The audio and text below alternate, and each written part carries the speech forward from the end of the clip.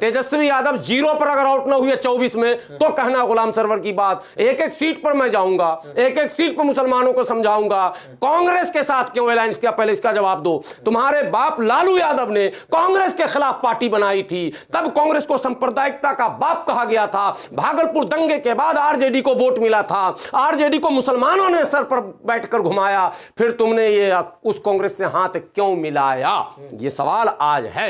और अब 24 में पूछा जाएगा उसी कांग्रेस से हम लड़े और फिर उसी कांग्रेस के पीछे जाएंगे? नहीं, मेरे लिए गंगाधर ही असली शक्तिमान है।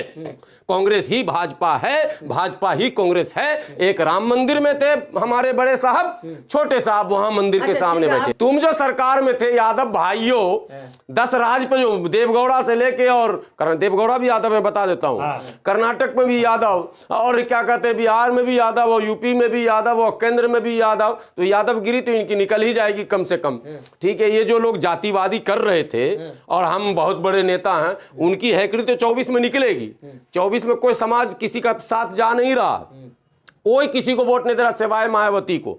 मायावती को दलित देगा वोट, ये जान लीजिए, उसका मिजाज अलग है। बाकी सबका भले मुसलमान क्यों नहीं समझ रहा है? मुसलमान को समझना है, वक्त रहते समझ लो।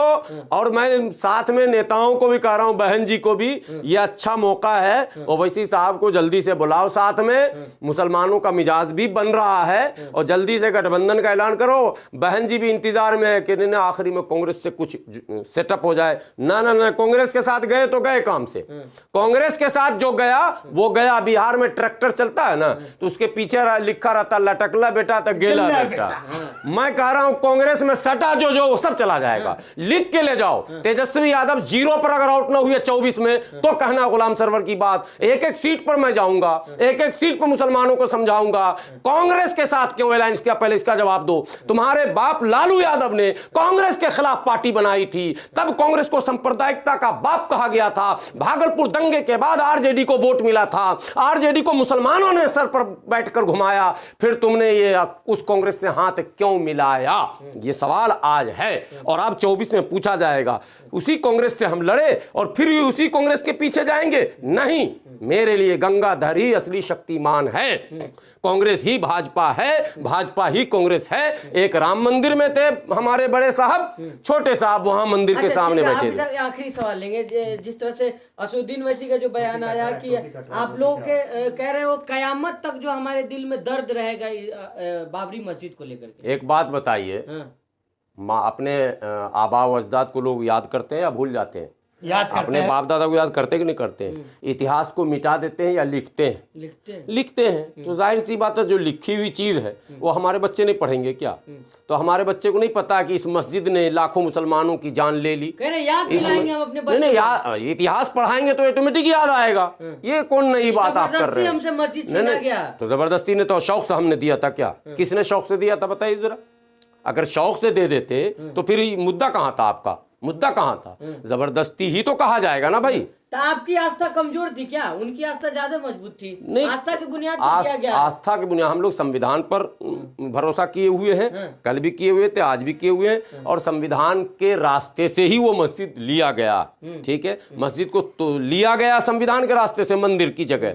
लेकिन मस्जिद जो तोड़ी गई वो तो संविधान को अंगूठा दिखाकर तोड़ी गई। मस्जिद जो तोड़ी गई वो तो सुप्रीम कोर्ट का ऑर्डर नहीं ना था कि तोड़ दो। मूर्ति जो रखी गई वो तो ऑर्डर नहीं था रख दो। ताला जो खोला गया वो तो राजीव गांधी कोर्ट से ऑर्डर करवाए थे। देखिए समझिए भाजपा और कांग्रेस को, राजीव गांधी ने कोर्ट के ऑर्डर से ताला खुलवाया था। जिसको नहीं पता है सर्च कर लेंगे गूगल। मिश्रा जी थे मुख्य न्यायाधीश इलाहाबाद हाई कोर्ट के। कौन मिश्रा? रंगनाथ मिश्रा, बता दे रहा हूं, वही थे। और उन्हीं को बाद में चीफ जस्टिस भी बनाया गया और उसी के नाम से फिर कमेटी भी बनाई गई, रंगनाथ मिश्रा कमीशन। ठीक है, तो ताला वहां कोर्ट से खुला, मंदिर कोर्ट से बना। बाकी बीच में जितना काम हुआ वो ताकत के बल पर हुआ है। तो तारीख में सारी चीजें लिखी हुई रहेंगी, सारे आने वाले नस्ल के लोग पढ़ेंगे। ये मत बोलिए कि वो नहीं पढ़ेंगे, ये बोलना भी जुर्म है। पढ़ेंगे नहीं, और जब पढ़ेंगे तो वो जानेंगे नहीं, और जानेंगे तो उनके जहन में बात नहीं आएगी। आएगी। अरे चलिए छोड़िए, आप ज्यादा टेंशन मत लीजिए, अखिलेश भैया हमारे बचा लेंगे। नहीं, भैया हमारे बचा लेंगे। 24 में वो बचेंगे तब ना बचा लेंगे। 24 में बचने उचने वाले नहीं है। सारा वोट जा रहा है भाजपा को, सारे हिंदुओं का वोट जा रहा है जब भाजपा को, तो मुसलमान काहे को अपना वोट खराब कर रहे हैं भाई? मुसलमान भी अपना वोट दे दो ओवैसी साहब को। ईमान नहीं है? नहीं, ईमान की बात तो मैं कर रहा हूँ, बिल्कुल भी ईमान नहीं मैं है। ईमान की ही बात कर रहा हूँ, इंसाफ की बात कर रहा हूँ। का विरोध कर रहे हैं? नहीं, आप ईमान वाले नहीं है। कांग्रेस का तो खैर मरते दम तक, कांग्रेस का तो मरते दम तक हम विरोध करेंगे।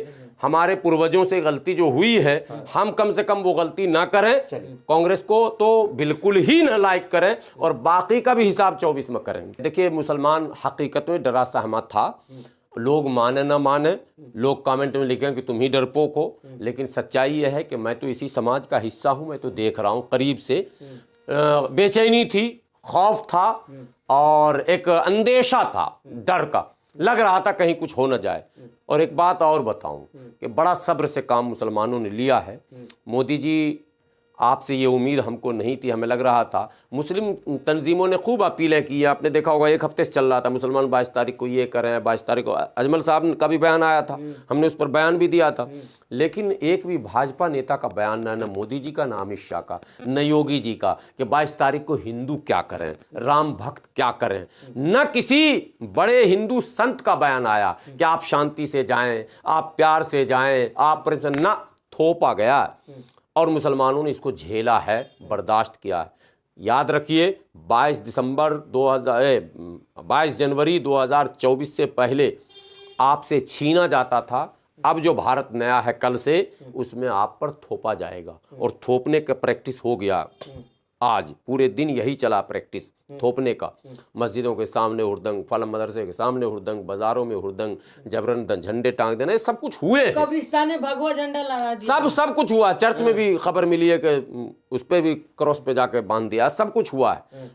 अब थोपा जाएगा। कैसे निपटेंगे? हो जाएगा, हिंदू राष्ट्र का निर्माण हो जाएगा। जमीयतुल उलमा वाला बनवा देगा। ये छोड़े, कांग्रेस और जमीयतुल उलमा मिलके। देखिए, हिंदू राष्ट्र का बीज ही बोया गया था 22-23 दिसंबर 1949 को। वो मूर्ति जो नींव नहीं डली, तो नींव तभी डाला था 1949 को। अब तो वो फल आ गया सामने, निर्माण हो गया, पिलर खड़ा हो गया। और कहा जा रहा गाने में, राम राज की पहली सीढ़ी हमने पार की, गाना चल रहा। तो रामराज की पहली सीढ़ी पार हो चुका है। अब अगर कांग्रेस और जमीयतुल उलमा के पीछे मुसलमान घूमेगा, तो पूर्ण रूप से हिंदू राष्ट्र घोषित भी होगा, और मुसलमानों को पता चल जाएगा कि वो बोस्निया में है, कि वो बर्मा में है, कि वो भारत में है। ये समझना मुश्किल हो जाएगा। तो संविधान को सिर्फ क्या मुसलमान ही बचा है? दलित खाली? इसीलिए मुसलमान को कह रहे हैं, तुमको कुछ बचाने की जरूरत नहीं, तुम इस बार अपना वोट बचा लो। उन चोरों और डकैतों से अपना वोट बचा लो, जिनको 75 वर्षों तक तुमने सेकुलरिज्म की हिफाजत के नाम पर दिया था। इस बार वो वोट छीन लो। अगर अखिलेश जी ओवैसी साहब को, यस एजेंट है वो। नहीं, एजेंट तो आप सब एजेंट कांग्रेस नंबर 1, नंबर 2 में बाकी सेकुलर पार्टियां, ये सब एजेंट नहीं तो आज कहां है? 24 में इनके पास वोट कहां है? एक कार्यकर्ता बगैर तिलक और बगैर झंडे, बगैर भगवा झंडे के आज घूमा हो अगर आरजेडी का, तो बताओ हमको एक कार्यकर्ता, एक यादव का मोहल्ला जहां उत्सव न मना हो। यादव ही ना, यादव मुस्लिम भाई भाई दोनों जैसे दूध मलाई। कहां गया मलाई दूध? कहां है? तो वैसी के साथ मुसलमान कहां आ रहे हैं? नहीं आ रहा तो मरो, मरो फिर तो इंतजार करो, जो मैं एक्सप्रेशन को ही कर रहा हूं। एक एक वोट निकाल कर ओवैसी की तरफ डालो, बदरुद्दीन अजमल साहब की तरफ डालो, पीस पार्टी की तरफ डालो, और पश्चिम बंगाल में AISF क्या है, SF secular front of India, पीर साहब जो बनाए वो पीर, उसमें डालो। बिल्कुल अपना वोट अलग करो, होश ठिकाने लग जाएंगे इन मुल्क के लोगों के। और ये तब आपस में लड़ेंगे, मेरा किधर मेरा किधर। मर, अब हम तो अपना इत्मीनान से वोट देके देख रहे हैं। सरकार हमें बनानी नहीं, हम सरकार में हैं भी नहीं, थे भी नहीं, रहेंगे भी नहीं, कोई बात नहीं।